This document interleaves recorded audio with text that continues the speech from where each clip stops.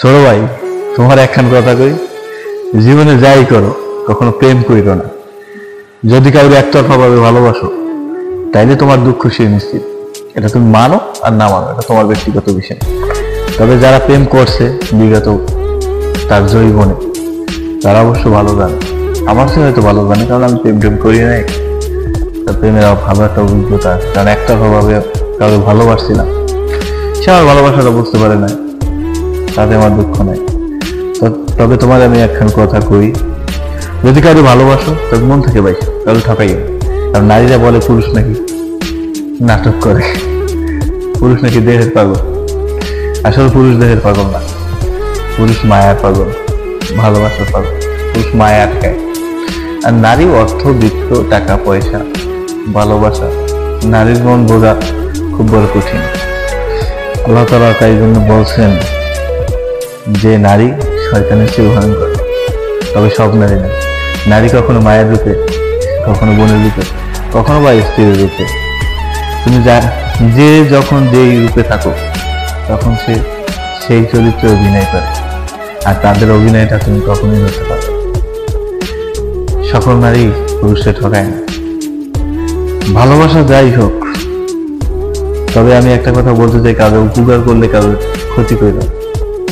উপকার করো, উপকার করলে তোমার ক্ষতি হইবে, এটা স্বাভাবিক, কারণ কোনো ক্রিয়ার প্রতিক্রিয়া আছে।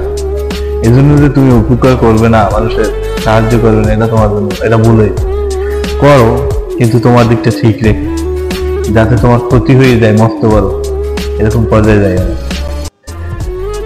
দিন শেষে আমি একটা কথা বলতে চাই, আমি যারা একতরফা ভাবে ভালোবাসি বা এখনো বাসি বা ভবিষ্যতে বাসি, তার উদ্দেশ্যে বলি, আমারে ঠকাইছো আর কাউরে ঠকাইও। পুরুষের চোখে নারী তুমি ছলনাময়ী হইও না, মায়াবতী হয়েই থেকে যে, ঠিক আছে? ভালোবাসা না দিতে পারো, দুঃখ দিও না, ছলনা করিও না। দূর থেকে ভালোবাসার সুযোগ দিয়ে, ওই চাঁদের মতো জ্যোৎস্নার আলোতে যেমন চাঁদকে মানুষ ভালোবাসে, তেমন করে আমি তোমার ভালোবাসতে চাই সারা জীবন। মৃত্যুর পর কি হবে তা তো আমি জানি না, আমি জানি পুনর্জন্ম হবে না, আমি বিশ্বাস করি জন্ম একবারই, মৃত্যু একবার। তাই এই জন্য আমি তোমারই ভালোবাসতে চাই।